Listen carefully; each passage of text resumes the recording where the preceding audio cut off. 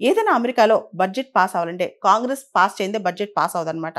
Budget pass కాకపోతే అక్కడ ప్రభుత్వం స్పెండ్ చేయడానికి కుదరదు.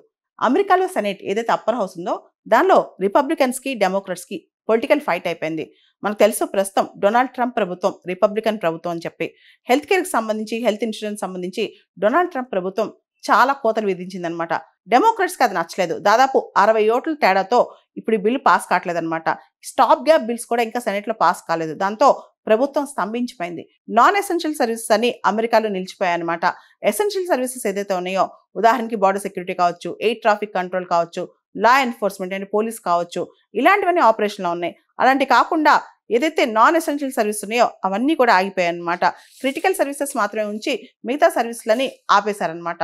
అమెరికా ఇలాంటి షట్‌డౌన్ అవ్వటం ఈ మధ్య కాలంలో మనం చూస్తే గనక డిసెంబర్ 2018లో అయింది. అంతకుముందు 2013లో అయింది. పూర్తి స్థాయిలో షట్‌డౌన్ అవ్వటం 2013లో అయింది.